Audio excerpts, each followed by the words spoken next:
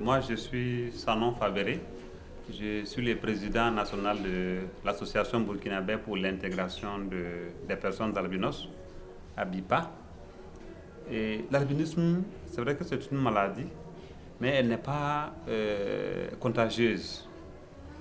Elle est liée à des gènes et il faut que les deux parents soient porteurs du gène.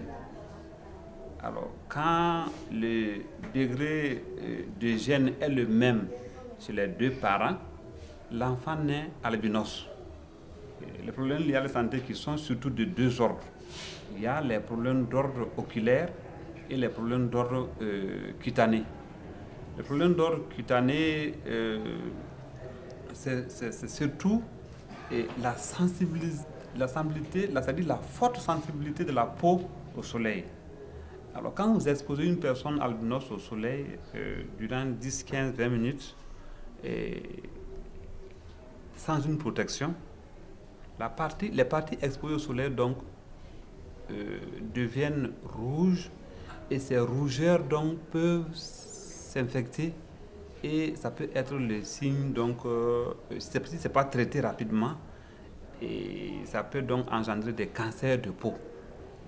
Mais sensibilisation aussi et surtout auprès des parents pour qu'ils puissent mieux s'occuper des enfants, mieux les protéger pour leur éviter donc ce phénomène de cancer qui fait ravage à notre sein.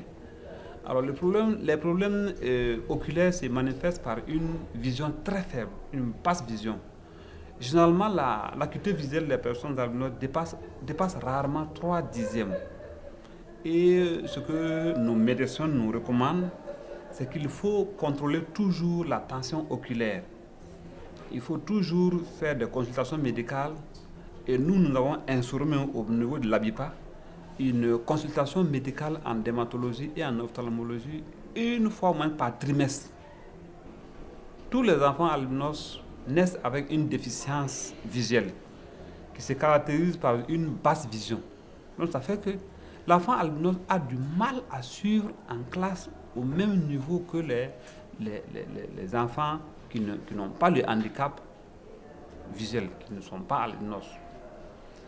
Donc nous approchons chaque fois les enseignants pour leur apporter des appuis conseils afin de faciliter la prise en charge pédagogique des enfants albinos dans les classes. Parce que ce que nous remarquons au niveau de notre association, c'est que beaucoup d'enfants albinos sont renvoyés de l'école de façon précoce, non pas par incapacité intellectuelle, mais par, disons-le clairement, par ignorance des enseignants qui ne savent pas comment il faut prendre en charge, comment il faut donc aider, même s'ils ont la volonté, ils ne savent pas comment il faut aider l'enfant albinos dans les classes. Pour dire non, au niveau des mairies, au niveau des hauts commissariats, la santé, l'action sociale, le gouvernorat et même le chef coutumier, pour leur dire non, les personnes albinos font partie intégrante des personnes handicapées. Toute action qui sera entreprise en direction des couches défavorisées, donc en direction des personnes handicapées, doit prendre en compte les personnes albinos. Parce que beaucoup ne savent même pas que les personnes albinos sont des personnes handicapées. Hein. C'est dommage, mais souvent on nous dit, vous êtes comme ça, blanc comme ça, est-ce que vous êtes handicapé? Non, mais on dit non, mais attendez, nous avons un double handicap, le handicap de la vue et le handicap de la peau. Ces deux grands handicaps, il faut le dire, c'est malheureux, c'est vrai, mais il faut dire les choses comme elles sont.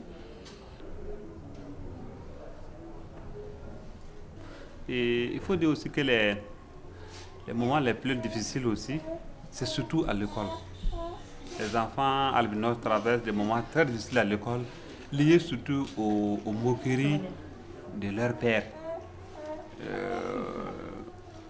Un enfant albinos dans une école, dans une classe, il est laissé à toutes sortes de moqueries de ses camarades, de tout l'entourage.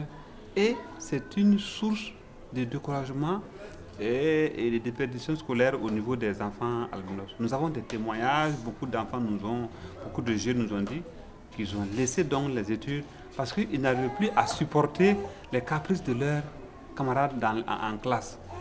Et se déplacer pour aller s'asseoir seul en face du tableau pour suivre ce que le maître écrit au tableau. Donc, ça fait que les enfants albinos se croient quelque part inférieurs aux autres. Pourquoi donc dans toute la classe, c'est lui seul qui se déplace pour aller s'asseoir pendant que les autres camarades sont derrière. Donc ça fait que dès que les enfants sortent, tout le monde se rue sur lui, il se moque de lui et beaucoup ne repartent plus à l'école. Donc c'est très important de souligner ça.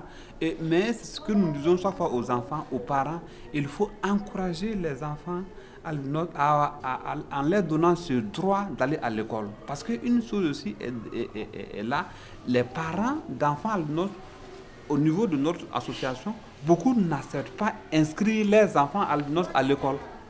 Ils se disent qu'ils sont d'office malvoyants et ne vont pas aller loin à l'école. Il y a des cas d'enfants albinos ceux qui les ont devancés ne sont pas allés loin à l'école. Donc, ça fait un source de découragement. Et ils se disent, dans la famille, s'il y a des enfants albinos et des enfants non albinos, ils donnent la priorité d'inscrire les enfants non albinos au détriment de ceux qui sont albinos. Nous disons non. C'est leur droit, il faut leur donner, le droit à l'éducation. Tout enfant doit bénéficier donc de ce droit. Il y a même des parents même qui n'ont même pas fait les extraits de naissance des enfants albinos parce qu'ils sont albinos.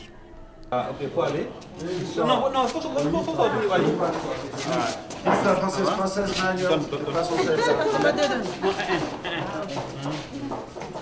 Sofiane, tu m'attends après. Ok, pas de problème. Voilà. Donatien. Reine. Voilà.